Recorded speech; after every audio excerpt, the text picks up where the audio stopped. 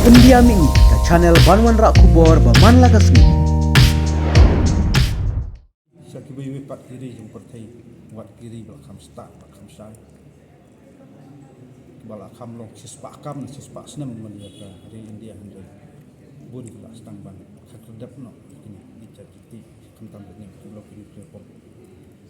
Yang iklan development hab don kam dah kibai pat development bom ketak kot kecak bom ketak memang.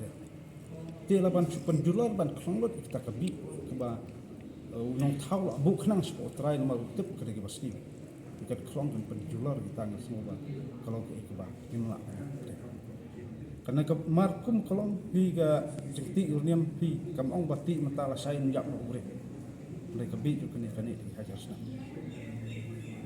ti keba solusi teng long buat keberi buat kam saya kam nang kam start dulu kimarla ya kata kaji sisa. Jadi lo kata orang bagi suka yang rembak, tak kentu itu perlu senam nyemdai banyak penyu kita kanong rem keba long ban kecik tim jauh isi. Mak kejingpang ke bakla saja, kejingap teram ke saja, lari alat banti. Higum kapi minta untuk kaplan yang henti pada masjid lain tu jadi, lesu tang banti lah dan keadaan kita kaplan tu untuk seperti ini dia. Kemudian saya kan pet tu ki pada pas nama, senang melibuk.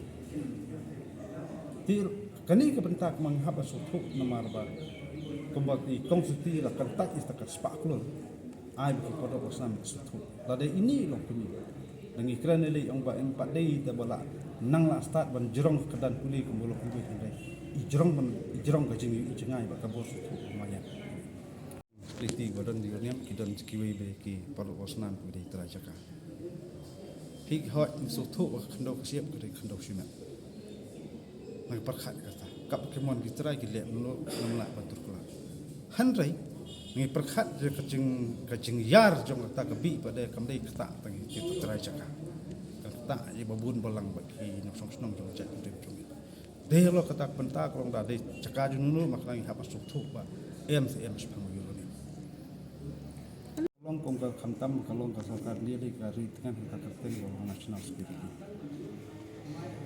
kejudan kam tu kan national security juga sekarang ni tak defend sekarang ni. Ti kejudan kam juga sekarang dia kecik mentoy jongka perlong lang kenyapat yang ni terjadi muluk cep julung sangkolong bakal. Tidak ke sorkar ke perkat kenyengi kum tak kalong ba kam kenyengi kum beri lanjungi kum gimana? Nginam lah nam tak kecing dan kam sekarang dia tak security juga sekarang dia ni hap perlong lang kenyaman. Kadang suatu sekarang kam nam lah matom kabur.